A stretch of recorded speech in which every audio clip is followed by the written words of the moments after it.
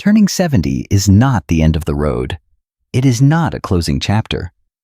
In fact, it is often the beginning of something much softer and more real. This stage of life is like reaching a mountaintop where you can finally stop climbing and start breathing. From up here, the view is clearer, and the burdens, they do not have to be carried anymore. My dear friend, if you are listening to this right now, I want you to know one simple thing. You are allowed to let go. Let go of the old rules. The pressure, the noise. You have lived through decades of giving, of helping, of doing for others. Now, it is your time. Today, we are going to talk about 15 things that many women, just like you, have chosen to release after the age of 70, and not out of weakness, but out of wisdom. These are not just ideas. These are gentle invitations. Each one is a door you can choose to walk through, toward peace, toward joy, and toward a life that finally feels like it belongs to you. So, make yourself a cup of tea, sit somewhere comfortable, and let this be our time together. Just you and me. Let us begin. 1. Letting go of saying yes. When your heart says no. There comes a time in every woman's life when she realizes not everything deserves her energy. By the time you reach 70, your time is more valuable than ever. Every day feels more precious, and that means you no longer need to say yes out of guilt, habit, or fear of letting someone down. I once knew a woman named Carol. Carol used to say yes to everything: family dinners, church events, neighborhood meetings. She was always the one everyone could count on. Except she couldn't count on herself to rest. One day, she told me, "I'm always there for them, but I haven't been there for me in years." Now, Carol only says yes when her heart is fully in it. And you know what? People still love her. Nothing fell apart. In fact, she shows up more fully now because she's not running on empty. Saying no is not selfish. It is sacred. It creates space for the things that restore you. A quiet morning, a walk in the garden, a nap in the sun. These little things, they aren't little, they're life-giving. So if you've spent a lifetime pleasing others, this might be the moment you choose something different. Let your yes come from joy, not obligation. Let your no come from wisdom, not fear. And remember, the world will still turn, even if you take a break. 2. Letting go of the pressure to be perfect. Perfection is a story we've been told since we were little girls. To keep the house spotless, to always look put together, to make sure the cookies don't burn and the family smiles at the dinner table. But here's the truth. Perfection is exhausting, and it was never the goal. At 70, you've earned the right to stop polishing and start enjoying. You don't have to host a flawless holiday dinner or make the bed with tight hospital corners.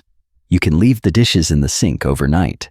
You can wear your comfiest clothes, not the ones that pinch and pull. You can laugh even when things are a little messy, because real life is messy. One friend of mine, Marlene, told me she spent decades comparing her cooking to her mother's. Even when people complimented her food, she'd doubt herself. Then one day, she said, "I realized they're not here for the casserole. They're here for the company." That realization changed everything. She started making simple meals she enjoyed, sometimes even takeout, and her home felt warmer than ever. Perfection doesn't connect people. Presence does. The pressure to get everything just right is a heavy thing to carry. You don't have to carry it anymore. What your loved ones remember won't be the way the table looked. It will be how you made them feel. 3. Letting go of the need to stay busy to feel worthy. Busy doesn't always mean fulfilled. Sometimes busy is just tired. For so many women, especially those who raised families, worked jobs, volunteered, and ran homes, slowing down can feel strange. But busy is not your purpose. And doing less doesn't mean being less. After 70, many women tell me they finally feel permission to sit still. Not out of laziness, but out of wisdom. To savor a morning coffee without rushing. To read a book just because it brings them joy. To rest in the middle of the day without guilt. My neighbor Elaine used to fill her calendar with activities. Yoga on Monday, church group on Tuesday, grandkids on Wednesday. She was proud of it, until her body started whispering, then shouting, for rest. So she made a change. She let herself stop. Now, Elaine says the quiet has become her favorite part of the day. She lights a candle. She listens to music from her younger years. She lets time stretch gently instead of rushing it forward. Slowing down is not giving up. It's waking up to the beauty you might have missed when life was loud. You have nothing left to prove. You don't have to earn your right to rest. It's already yours. 4. Letting go of old grudges. Holding on to a grudge is like drinking poison and expecting someone else to hurt. The longer it stays inside you, the heavier it becomes. And at this point in life, you deserve lightness. You deserve peace. Many women carry silent burdens. A sister who betrayed them, a friend who walked away, a spouse who let them down. Those wounds are real. They deserve to be honored. But forgiveness isn't about pretending it didn't happen. It's about choosing not to let it own you anymore. My aunt, Janet, hadn't spoken to her cousin in over 20 years. One small argument had turned into decades of silence. One day, she told me, I don't even remember why we stopped talking. I just remember missing her. So she picked up the phone, and what she found wasn't perfection, but a crack of healing. Forgiveness is not for the person who hurt you. It's for your heart. It's a quiet decision to free yourself from bitterness. And when you do that, even your body feels lighter. Sleep comes easier. Laughter returns. Your breath deepens. You've already been through so much. You do not need to carry old pain into this new chapter. Let it go, not because it didn't matter, but because your peace matters more. 5. Letting go of trying to keep up with the world. Technology changes. Trends shift. The world spins faster and faster. And sometimes it can feel like you're being left behind. But here's the truth. You don't have to keep up. You never did. After 70, many women realize they're happiest when they stop trying to understand every new gadget, every slang term, every viral trend. Instead, they choose what matters to them, and that's enough. I remember talking to a woman named Linda. Her grandkids were always on some new app, Snapchat, TikTok, something else every week. She tried to learn it all, but one day, she just said, "Honey, I can't do this anymore." So instead, they made a shared photo album online. Simple, beautiful, connected. Linda didn't need to master every tool. She just needed to stay connected in a way that felt good to her. And that's what mattered. You are not out of touch. You are just in touch with something deeper, with stillness, with tradition, with presence. Let the world spin. You don't have to chase it. Stay where your heart feels full. 6. Letting go of worrying about what others think. There's a quiet kind of freedom that comes with age. The moment you realize you don't need anyone's permission to live your life. For so many years, we dress a certain way, behave a certain way, even speak a certain way, just to fit in, just to be approved of. But after 70, many women come to a beautiful truth. Their own approval is enough. One woman I knew, Margaret, spent her whole life dressing up for others, heels at church, makeup before guests. Always uncomfortable, but always put together. Then, on her 72nd birthday, she gave all her high heels to Goodwill. She said, "If my shoes hurt me, they don't belong in my life."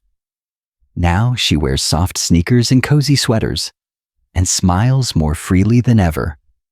Letting go of what others think doesn't mean you stop caring about people. It means you stop shrinking yourself for them. It means you choose comfort over criticism, authenticity over appearance. And here's the secret. Most people are too busy thinking about themselves to truly judge you. And the ones who love you, they just want you to be happy. So wear the bold scarf. Say what you really mean.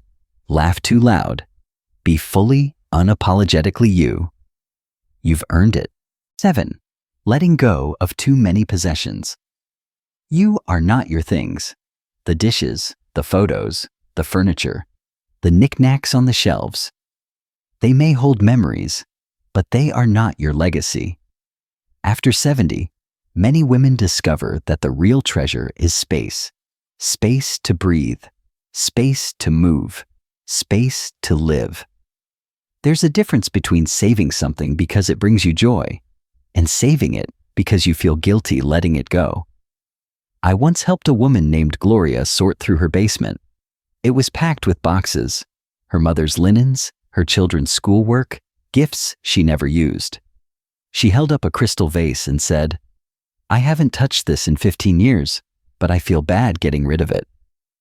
We talked about what she truly wanted her space to feel like, and that day, she gave away what no longer served her.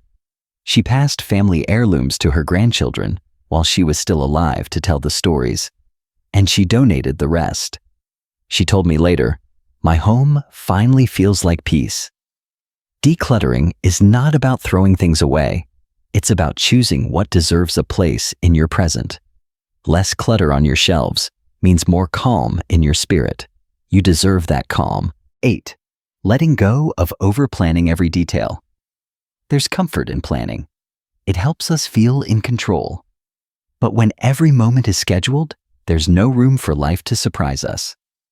And sometimes, the best memories come from what wasn't on the calendar. After 70, many women let go of rigid planning and start allowing space for spontaneity. Not chaos, not carelessness, just breathing room. Room to say yes to last-minute visits, to eat breakfast for dinner, to change your mind. My friend Barbara used to plan holidays down to the last napkin, but she noticed that she never got to enjoy them. She was always too busy hosting. So one Thanksgiving, she asked her guests to bring a dish. She lit a candle, and when someone spilled gravy on the tablecloth, she just laughed. That day, she told me, was her favorite gathering in 20 years. Planning is helpful, but perfection is not the point. When you let go of the need to control every detail, you make space for something better. Flexibility. Moments that breathe. Trust that even when things don't go as planned, they can still turn out beautiful. 9. Letting go of the need to control everything. There's a special kind of peace that comes when you finally accept some things are simply not yours to fix. As women, many of us spend decades managing everyone else's emotions, schedules, and crises. But at a certain point, you realize you can't hold it all, and you don't have to. I remember my neighbor Judy. She used to worry constantly about her adult children, their jobs, their choices, their health. She would offer advice, then lie awake wondering if she had said the right thing. One day, her daughter told her, "Mom, I just want you to trust me." So Judy tried something different. She stepped back, she listened more, and slowly, her relationship with her daughter became easier, closer, more loving. Letting go of control doesn't mean giving up. It means shifting from manager to supporter, from fixer to companion. It's a gift to yourself and to those you love. The truth is, life unfolds with or without your tight grip. You've already done the hard part. Now, let go of the reins a bit. Trust in the seeds you've planted and allow others to find their own way, while you enjoy the beauty of watching them grow. 10. Letting go of criticizing your aging body. You've lived in this body for over 70 years. It has carried you through laughter and loss, work and play, joy and illness, birth and grief. It has changed. Of course it has. That is not failure. That is life. And yet, so many women still look in the mirror with judgment. They see wrinkles, not wisdom. They see sagging skin, not strength. But let me ask you this. Would you speak to your best friend that way? Then why speak to yourself with such harshness? One woman I met, named Evelyn, told me she used to avoid swimming because she hated how she looked in a swimsuit. One day, her granddaughter begged her to join, so she did. And as she floated in the water, sunlight dancing across her arms, she said, "I remembered how much I love this, and I forgot about my thighs." Your body is not broken. It is not a problem to be fixed. It is the home of your soul, and it deserves kindness. So speak gently to yourself. Wear what feels good. Move in ways that bring you joy. Nourish yourself not to stay young, but to stay alive in the truest sense of the word. You are beautiful, exactly as you are. 11. Letting go of the need to always be right. There's something beautiful that happens with age. Somewhere along the way, you realize being right isn't nearly as satisfying as being at peace. For many women, myself included, we spent decades trying to get it right.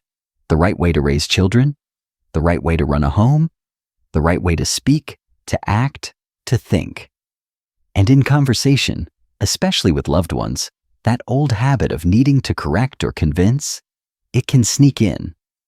But over time, you start to see that being right can come at a cost. And sometimes, that cost is closeness. A woman I deeply admire, named Lorraine, once shared this with me. She said, "I used to argue with my brother every Thanksgiving. Politics, parenting, even what kind of stuffing was better.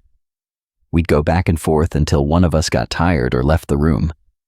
One day, I looked at him and thought, why am I doing this? I'd rather laugh with him than win against him." And just like that, she let the argument go. She smiled instead of snapping back. She chose love over pride. Letting go of the need to be right isn't weakness, it's wisdom.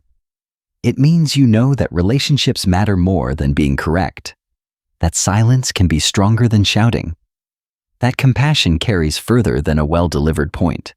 You can still have opinions, you can still share your thoughts, but when your heart is calm and your ego steps aside, something softer takes its place. Connection. Harmony. A deep breath that says, "This is not a battle worth fighting." At 70 and beyond, peace is a gift we give not just to others, but to ourselves. And sometimes, the kindest thing you can say is nothing at all. 12. Letting go of comparing yourself to others. After 70, you begin to see something more clearly than ever before. Comparison is not a source of inspiration. It is a thief of peace. And yet, it's something many women carry quietly for decades. You see a neighbor who walks more easily, a friend whose children visit more often, a sister who still travels the world with ease.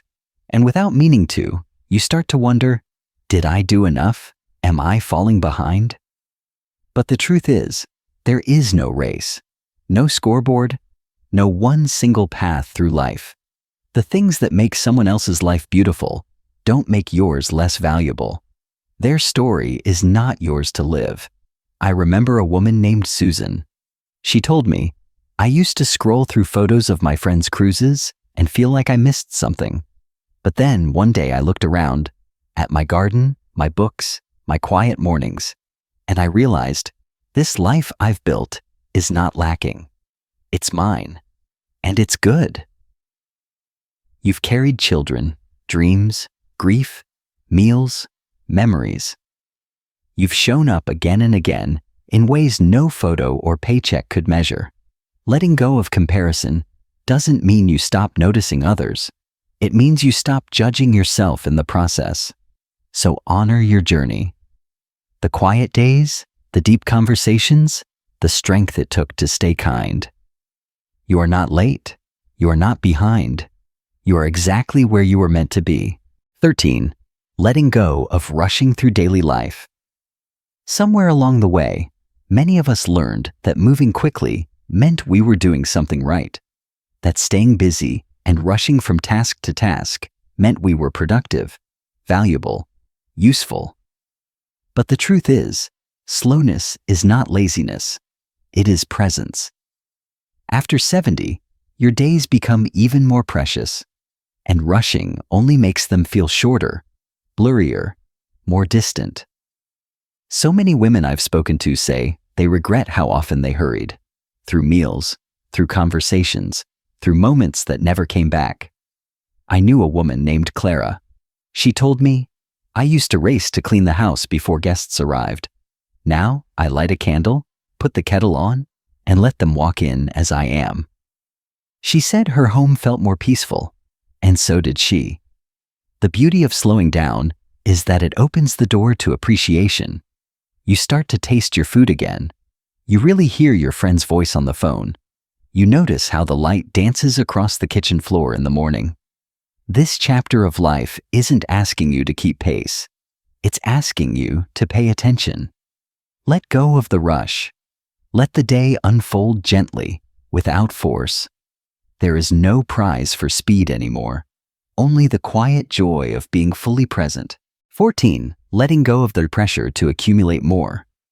After a lifetime of saving, striving, building, and providing, it can feel unfamiliar, even uncomfortable, to let go of the mindset that says, more is better. But many women reach a point in life where what they want most isn't more stuff, but more meaning. There's a shift that happens around 70.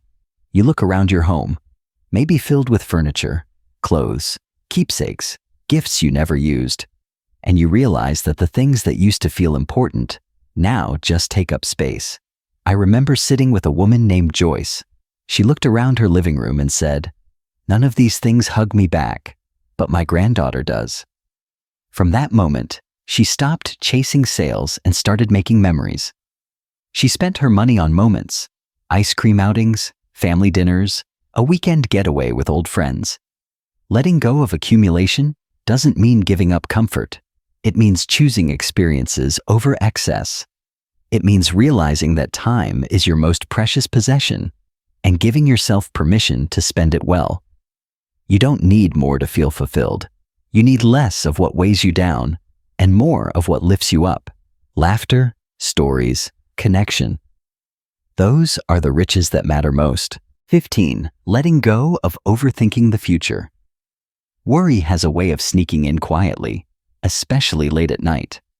After 70, many women find themselves lying awake, thinking about what might happen. What if my health changes? What if I run out of money? What if I become a burden to someone I love? These questions are natural. You've lived long enough to know that life is uncertain. But worrying about the future won't stop it from unfolding. It only steals the peace from today. I met a woman named Evelyn. She told me, "I used to plan everything, right down to what would happen when I could no longer drive.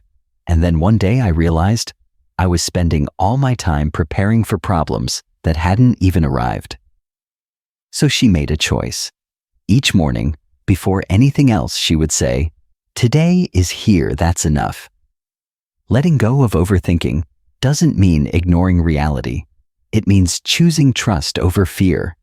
It means focusing on what you can touch, feel, and love right now. The cup of tea in your hands, the song playing softly in the room, the friend who calls just to say hello. You've made it through hard times. You've navigated heartbreak and joy. You've figured things out, one step at a time. Trust that you will do the same again, if and when the time comes. For now, breathe. Rest. Live today fully, without letting tomorrow steal it from you. And now, my dear friend, if you're still here listening to my voice, I want to say something simple and heartfelt. Thank you. Thank you for giving yourself this time. Thank you for showing up. For you. We've talked about letting go of 15 things today, But truly, what we're letting go of is this: the idea that we have to keep carrying everything we once did, because you don't. Not anymore. You've already lived through so much. You've raised children, held hands through loss, cooked meals, sat through sleepless nights, worried, hoped, tried, failed, loved. And through it all, you've given more than most people will ever know. So now, in this chapter, this golden, gentle, wide-open chapter, you get to be light. You get to rest. You get to choose what fills your heart and what you kindly leave behind. Let go of what no longer fits: the pressure, the guilt, the rush, the noise, and in its place, welcome peace, welcome softness, welcome laughter that rises without explanation, and quiet moments that feel like home. You're not just aging, you are arriving. Arriving at the most honest, beautiful version of yourself. If this message touched your heart, I'd love to hear from you. Leave a comment below and share what you are ready to let go of, or what you're embracing with open arms. And if there's another woman in your life who needs to hear this, your sister, your friend, your neighbor, share this video with her. We're never too old to feel seen or to begin again. Until next time, be gentle with yourself. Live slowly, and above all, stay wonderfully, unapologetically you.